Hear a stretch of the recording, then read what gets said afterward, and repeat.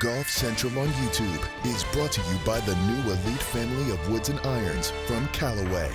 Welcome into Golf Central on this Monday. I'm Eamon Lynch, and we have a lot of winners to get to from this weekend. A lot of great stories out there, but we're going to start with something that's coming up in the days ahead, and that is a major championship, the first of 5 on the LPGA Tour this season. The Chevron Championship is now settling into its new home outside of Houston. It was one of the many Nelly Ko victories logged during her early season dominance in 2024. The Chevron was also the second major title of Korda's career. She posted 4 sub-70 rounds and won by 2 shots. Well, here's a quick look at the other major champions from a year ago. Yuka Saso won the US Women's Open at Lancaster Country Club. She's only got 2 victories on the LPGA Tour. Both have come at the US Women's Open. Amy Yang won her long-awaited first major at the KPMG Women's PGA Championship.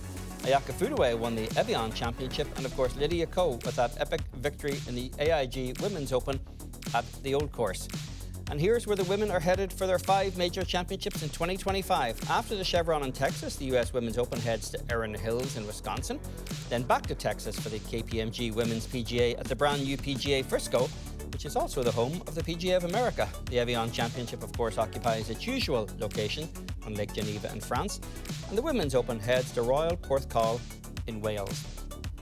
And with a preview of this, we welcome in one of my favourite major champions, Karen Stupples, who will be a part of Golf Channel's coverage this week from Texas. Karen, it's always good to see you. There's a big week ahead in the women's game, but I want to start with what happened last week. Ingrid Lindblad, been one of Europe's most promising talents for quite a while, former world #1 ranked amateur. Were you surprised to see her win so early in her LPGA career, just her 3rd start?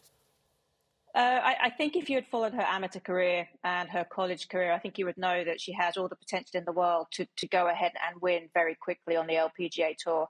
I think, though, when you look at the quality of play and the depth that the LPGA Tour has, I don't think anyone was quite expecting it to happen in the 3rd event. That being said, Rose Zhang won in her first LPGA event as a professional too. So it's one of those things that when these top players come out now from college, they are really ready to play professional golf. And the gap between professional golf and amateur golf is definitely shrinking. And it's something that I've seen across the board, because I'm fortunate enough to cover college golf as well as the LPGA, and it's definitely shrinking.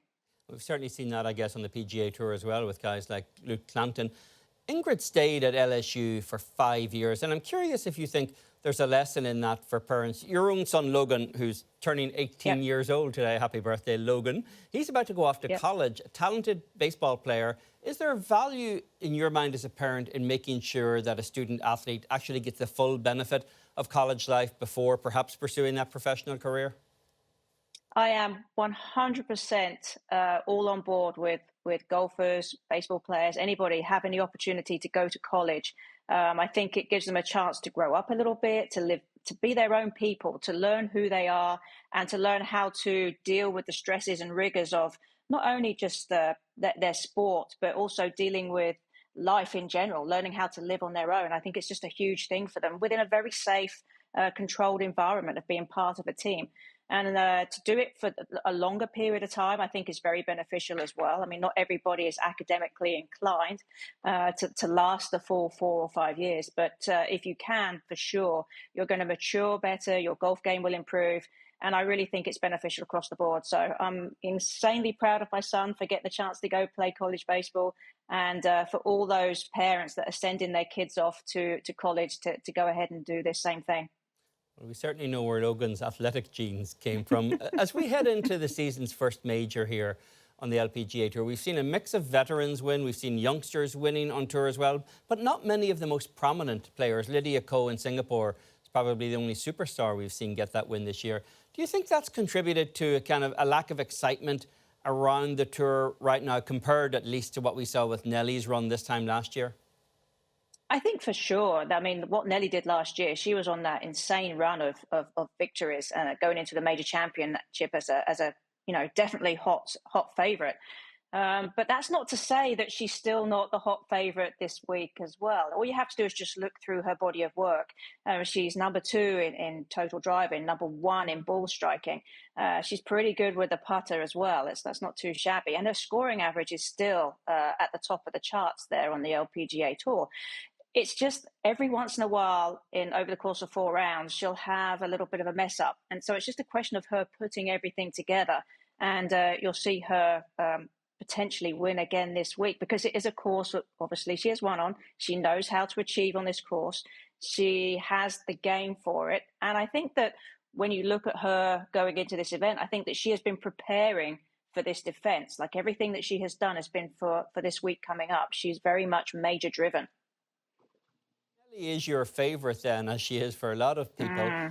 Who do you reckon are her biggest challengers this week? Who are you looking at in the number 2 slot and the number 3 slot on your favourites list?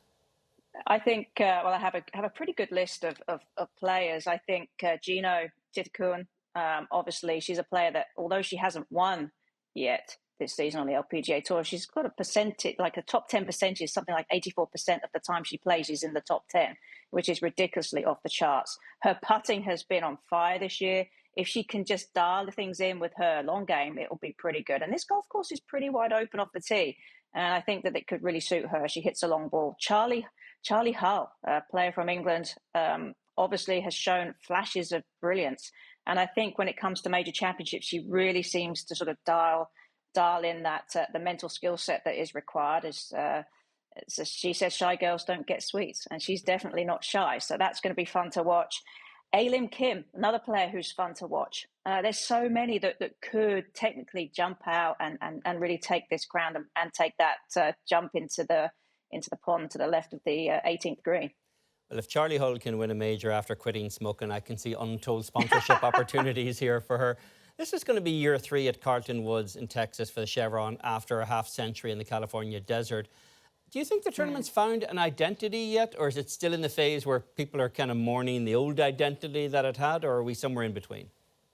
I think, well, I can certainly speak to my own personal experience, and I'm still mourning the loss of not being in Palm Springs. It was a place that was very near and dear to most of the LPGA Tour's hearts.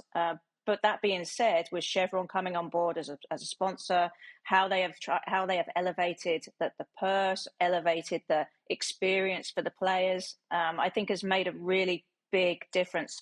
And the longer that you're playing at this club, the more of the nuances you're starting to see, the more traditions that they're starting to build. And it just is a matter of time, I think, that this course will take on a life of its own, and the players will start to enjoy going there in the same way as we all enjoyed going to Palm Springs. This is a big year for the LPGA Tour, 75th anniversary, but the Tour doesn't have permanent leadership now, with Molly Marcoux-Samaan having stepped down as the commissioner several months ago. Do you sense any issue around that out on Tour now, that players are kind of hungry for some kind of clarity and direction? I think they have quite a stable interim commissioner in Liz Moore. She's been with the Tour for a long time. Long enough that even I served with her on the tour board, and so she's been very stable. She's very steady. She's somebody that all the players know. So I think they feel like there's continuity there. So I just think that the Tour feels and the players feel that they want the right person to come in and take over. And right now, Liz is kind of treading water. Everything's ticking along quite nicely, and she's a very familiar face for everybody. So I don't think they're too antsy about it yet. But I'd like to see some resolution happen quickly. Well, at least this week we get to focus inside the ropes. Karen, it's always good to spend some time with you, and looking forward to hearing your call as the week wears on. Well, here's how to watch the Chevron Championship